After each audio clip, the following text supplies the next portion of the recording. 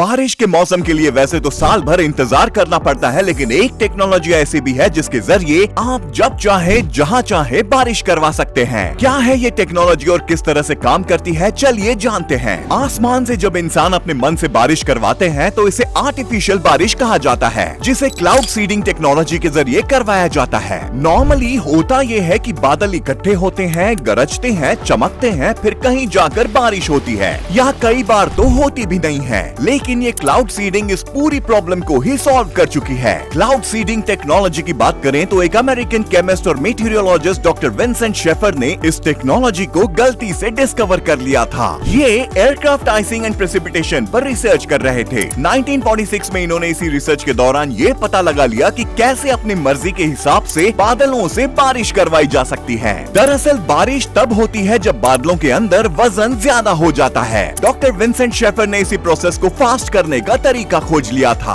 उन्होंने बहुत सारी ड्राई आइस को प्लेन में रखा और एक बादल के ऊपर ले जाकर डाल दिया, जिसका नतीजा ये हुआ कि उन्हें वहाँ बारिश और स्नोफॉल देखने को मिला। इसके बाद में आर्टिफिशियल बारिश को लेकर डॉक्टर बर्नार्ड वॉनेगट ने बिना ड्राई आइस का इस्तेमाल किए पहले से भी तेज और आसान बनाने के लिए एक केमिकल फॉर्मूला इजाद किया। इन्होंने सिल्वर आयोडाइड को ड्राई आइस की जगह इस्तेमाल किया, जिससे क्लाउड सीडिंग का प्रोसेस और भी ज्यादा बेहतर बन गया। आज ऐसे और भी कई सारे मटेरियल्स आर्टिफिशियल बारिश के लिए इस्तेमाल होते हैं और इन सभी को क्लाउड सीड्स या फिर क्लाउड कंडेंसेशन न्यूक्लियाई कहा जाता है। आने वाले टाइम में ये प्रोसेस और बेहतर होता चला गया। बादलों के ऊपर प्लेन ले जाकर उन पर क्लाउड सीड्स फेंकना काफी महंगा प्रोसेस था, जिसे आसान और सस्ता बनाने के लिए बाद में जमीन से रॉकेट शूट करके बादलों में क्लाउड सीड्स प्लांट करने का तरीका निकाला गया, जो काफी ज्यादा सक्सेसफुल साबित हुआ। जब भी किसी आविष्कार का जन्म होता है तो दुनिया भर की सरकारें उसे अपने फायदे के लिए इस्तेमाल भी करती हैं। इस टेक्नोलॉजी का इस्तेमाल सबसे पहले थाईलैंड के राजा ने किया।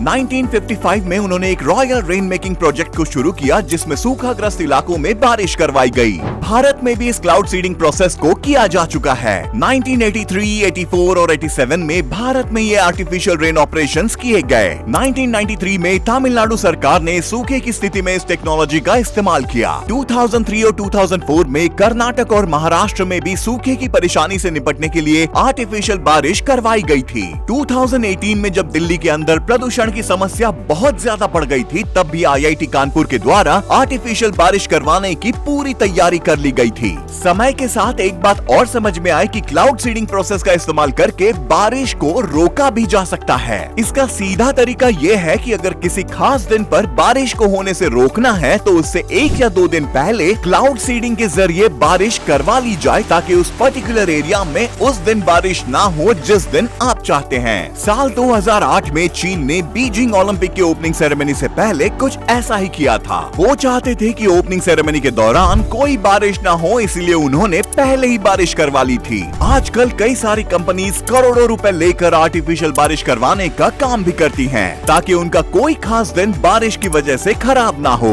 आर्टिफिशियल बारिश करवाना क्लाउड सीडिंग के जरिए मुमकिन तो है, लेकिन इसे पॉसिबल तभी किया जा सकता है जब आसमान में बादल पहले से मौजूद हों। अगर आसमान में बादल नहीं है तो आप आर्टिफिशियल बारिश नहीं करवा सकते हैं। क्लाउड सीडिंग के जरिए सिर्फ इतना करना मुमकिन है कि जो बादल बरस नहीं रहे हैं, आप उन्हें बरसने के लिए मजबूर कर सकते हैं, या फिर उन्हें किसी खास दिन या खास एरिया में बरसने से रोक सकते हैं। आर्टिफिशियल बारिश से जुड़ी ये जानकारी आपको कैसी लगी, हमें कमेंट्स में जरूर बताइए। साथ ही वीडियो को लाइक और शेयर करना मत भूलिए।